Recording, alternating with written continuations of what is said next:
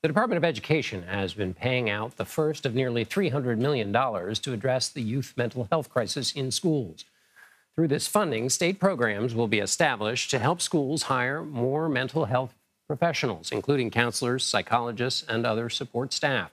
That's in addition to billions more in funding for trauma, academic assistance, and substance abuse services. For more on this, let's bring in Secretary of Education Miguel Cardona. Mr. Secretary, how can the Department of Education and Biden administration make sure that this money is getting to the right places, allocated properly? Well, hello, John. Thank you for having me, and congratulations on the show.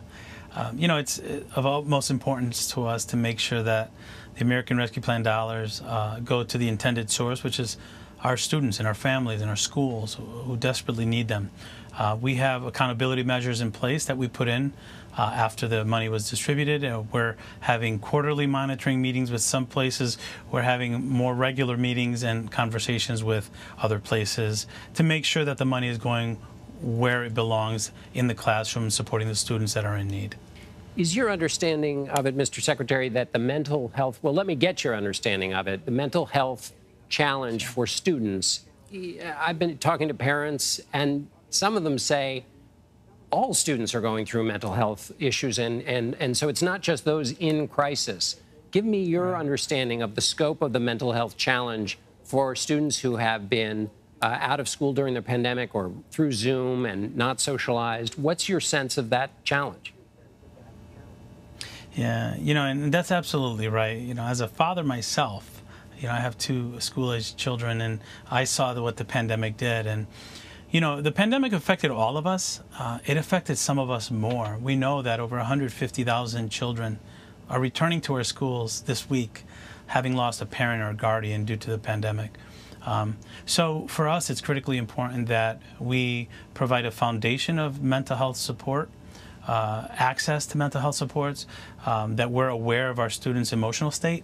In order for them to grow academically, we also have to take care of the whole child, making sure that they're ready to learn. And I don't want to limit it to our students. We have our families have experienced a lot, our parents.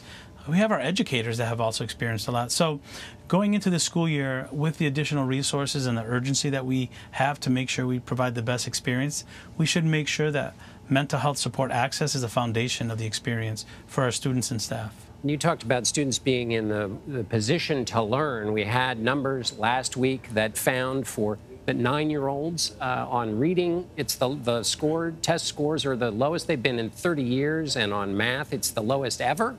What can be done to make up those kinds of deficits? Absolutely, John. Those NAEP data remind us the impact that the pandemic had on academic learning.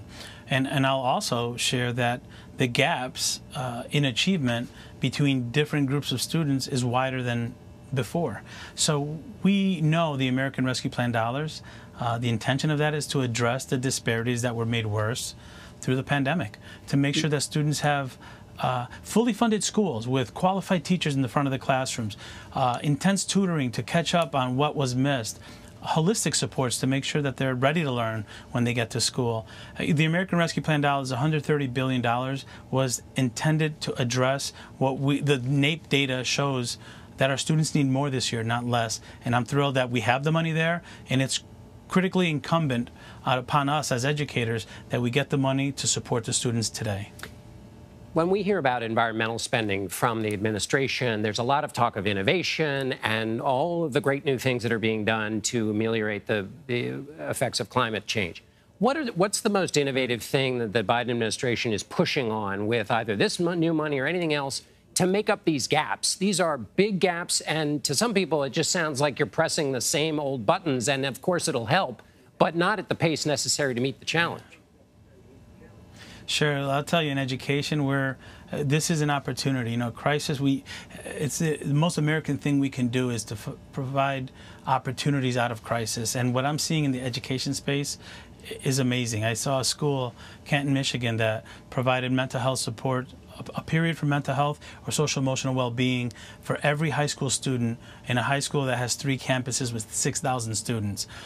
In the career technical education space, we're revisiting what it means to be college and career ready, and we're expanding opportunities for students to get those skills that they need for those jobs that are going to be available due to the infrastructure plan. We're making access to higher education much more possible for more Americans. So it's important that we don't go back to the system that we had in March 2020, John. That system didn't work for all students. So it requires not only funding, but urgency for innovation. And that's what we're seeing across the country when I'm visiting schools.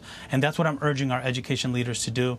Let's not build the system the way it was. Let's build it better. All right, Secretary of Education Miguel Cardona, thank you so much for being with us. Thank you, John.